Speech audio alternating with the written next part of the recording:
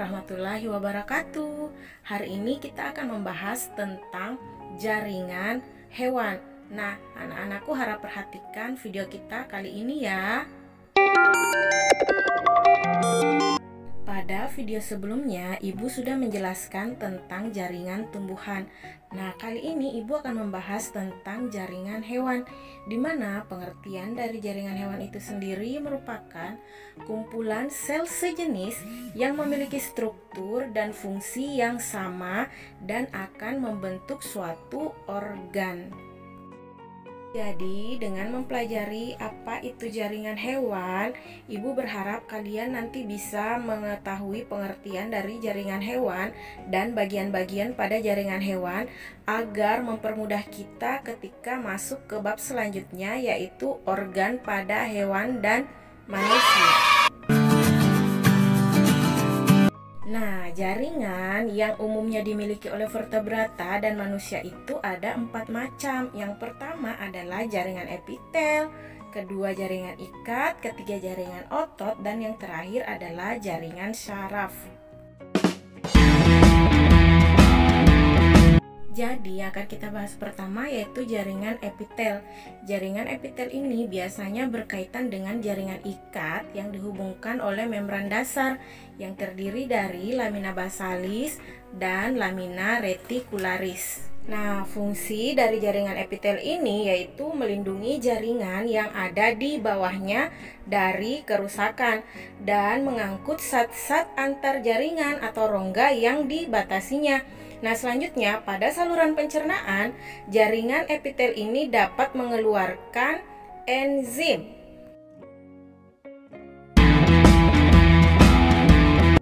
Macam-macam jaringan epitel. Berdasarkan strukturnya, dia terbagi 3. Yang pertama ada epitel pipih. Epitel pipih ini dia berbentuk seperti pipih, kemudian nukleusnya bulat dan berada di tengah sel.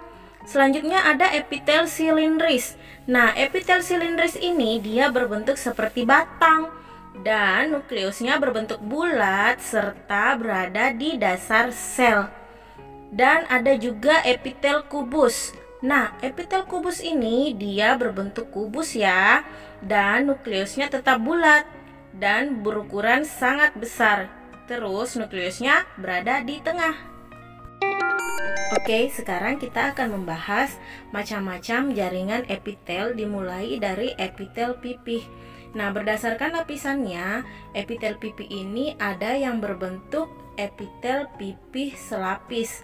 Nah, epitel pipih selapis ini dia terdapat pada getah bening, pembuluh darah kapiler, selaput pembungkus jantung, paru-paru, ginjal, dan selaput perut. Dia umumnya lapisannya hanya satu lapis, namun rapat. Fungsinya untuk difusi, osmosis, filtrasi, dan sekresi. Selanjutnya ada epitel pipih berlapis banyak. Nah, ini terdapat pada rongga mulut, rongga hidung, esofagus, telapak kaki, dan vagina. Nah, lapisannya ini banyak dan tersusun sangat rapat. Fungsinya sebagai pelindung. Kalau epitel silindris, yang pertama yaitu ada epitel silindris lapis.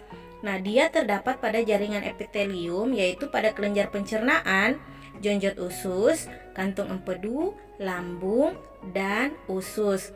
Nah, lapisannya ini sama, dia satu lapis dan berbentuk silindris. Fungsinya sebagai penyerapan nutrisi di usus dan sekresi. Oke, next, jaringan epitel silindris berlapis banyak. Nah, dia ini terdapat pada jaringan epitelium, yaitu di laring, faring, trakea, dan kelenjar ludah. Kemudian lapisannya banyak, fungsinya sebagai pelindung dan sekresi. Sekarang kita masuk ke jaringan epitel kubus selapis. Dia terdapat di permukaan ovarium, testis, lensa mata, nefron ginjal, serta kelenjar tiroid. Lapisannya satu, berbentuk kubus, fungsinya sebagai pelindung dan sekresi. Lanjut, epitel kubus berlapis banyak. Lapisannya banyak, Fungsinya sebagai pelindung gesekan dan pengelupasan, absorpsi, dan sekresi. Nah, jaringan ini terdapat pada folikel ovarium, permukaan ovarium, testis, saluran kelenjar minyak, dan kelenjar keringat pada kulit. Jadi, selain ketiga epitel tadi, ada juga yang dinamakan epitel transisi. Nah, epitel transisi ini memiliki ciri-ciri dia disusun oleh berlapis-lapis sel dan tidak dapat dikelompokkan karena dia bisa berubah dan permukaan lapisannya bisa menggembung. Ini terdapat pada ureter, uretra, saluran pernafasan, dan kantung kemih. Sekarang kita akan bahas epitel kelenjar. Nah, jaringan epitel ini khusus yang berperan dalam sekresi senyawa untuk membantu proses fisiologis. Kelenjar ini ada dua, yaitu endokrin dan eksokrin. Kalau endokrin ini tidak punya saluran khusus. Contohnya ada pada timus, adrenal, paratiroid, dan tiroid. Sementara eksokrin ini ada saluran khususnya. Contohnya itu ada pada ludah, keringat, pankreas, dan feromon. Sebelum melanjutkan materinya, Ibu mau bertanya dulu. Bagaimana organ tersebut yang ada di dalam tubuh kita ini bisa saling terikat dan tidak berpindah dari tempatnya? Ada yang tahu? Misalnya nih ya, kalau kita berlari ataupun melompat, apakah organ tubuh yang ada di dalam tubuh kita ini akan berpindah dari tempatnya? Oke, tidak ya, karena jaringan ikat itu fungsinya untuk mengikat atau menghubungkan jaringan yang satu dengan jaringan yang lainnya. Jadi yang berperan dalam hal ini adalah jaringan ikat. Yang akan kita bahas selanjutnya adalah jaringan ikat. Nah, jaringan ikat merupakan jaringan yang paling banyak terdapat di dalam tubuh. Dia berfungsi sebagai penyokong dan memperkuat jaringan tubuh.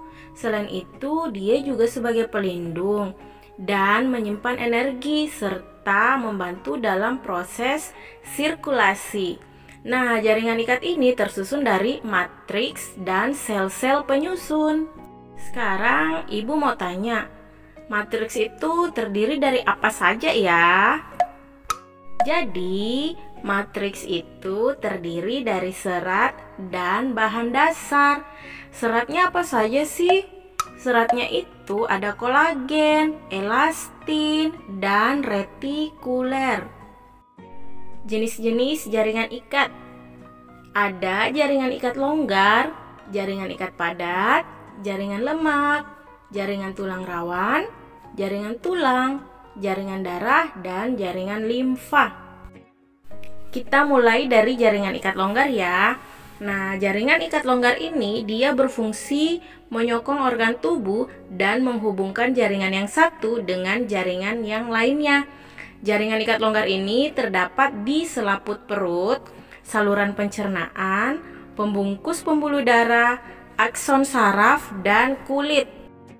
Ciri-cirinya terdiri dari matriks yang mengandung serat kolagen, retikuler, dan elastin.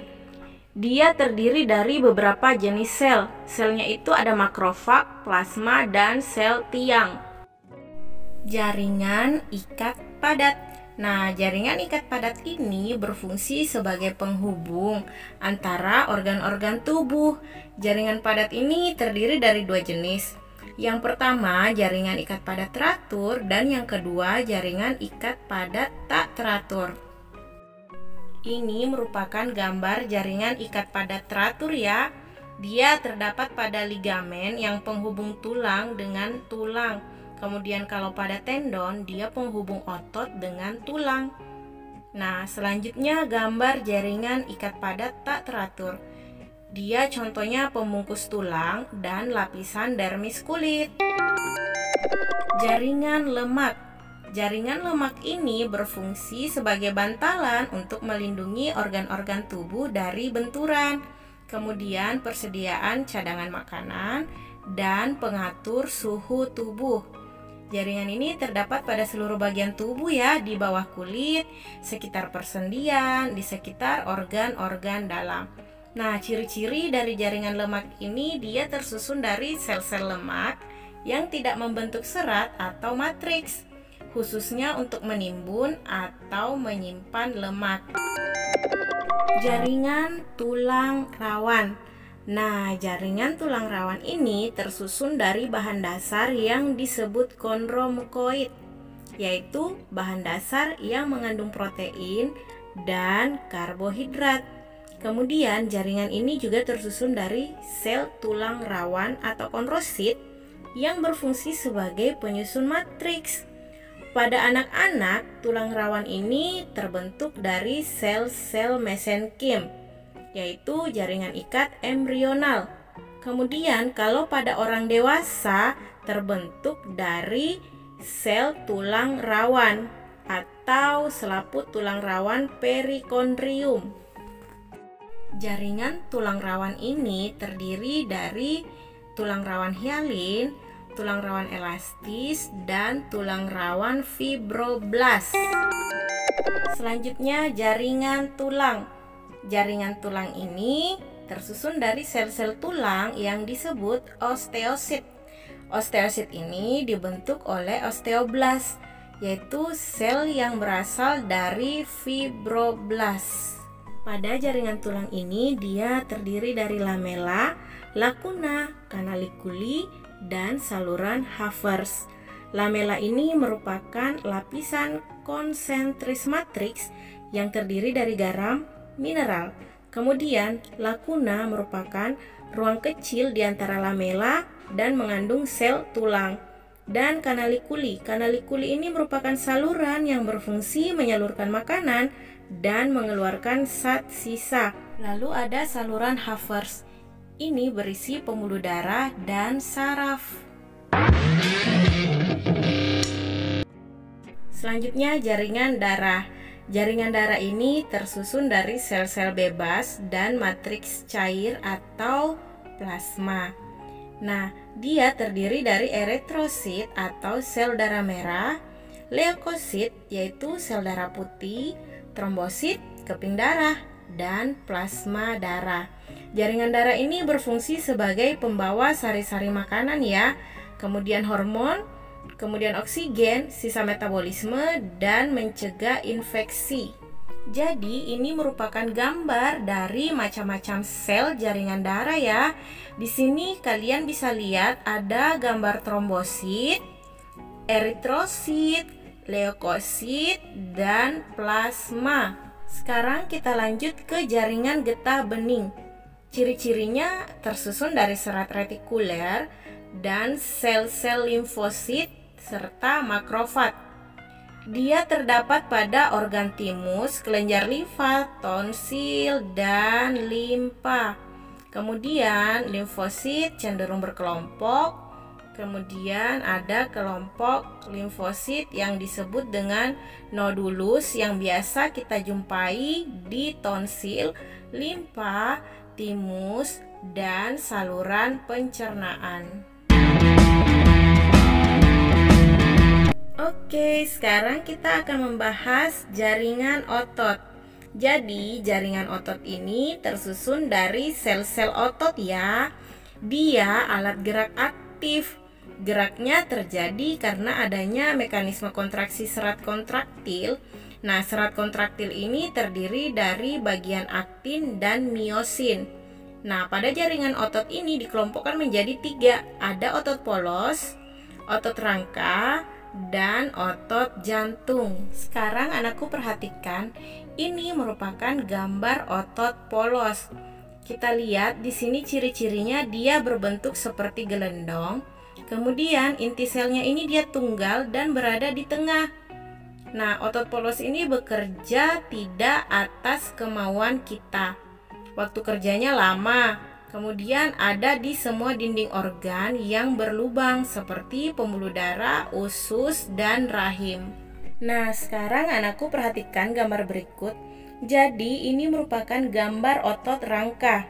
Nah, kita bisa lihat dia di sini bentuknya silinder panjang Dan perhatikan intinya ya, dia intinya lebih dari satu dan berada di tepi.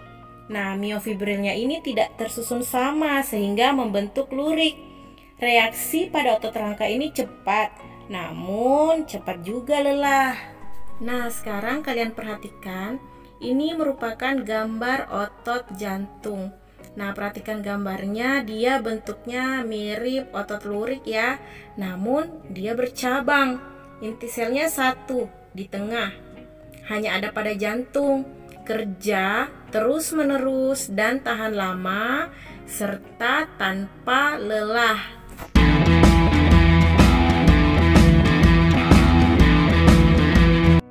Oke, yang terakhir ada jaringan saraf. Nah, jaringan saraf ini dia yang berperan mengirimkan sinyal-sinyal ke seluruh tubuh kita. Nah, ini tersusun dari sel-sel saraf yang disebut neuron. Nah, neuron ini dibedakan menjadi dua. Yang pertama ada neuron sensorik dan neuron motorik. Apa itu neuron sensorik? Oke, Ibu jelaskan ya. Jadi, neuron sensorik itu dia yang menerima sinyal dari lingkungan dan mengirimkannya ke saraf pusat. Selanjutnya, neuron motorik. Nah, neuron motorik ini dia yang mengirimkan sinyal dari saraf pusat ke bagian tubuh yang lain. Nah, antara neuron yang satu dengan neuron yang lain terdapat celah sinapsis.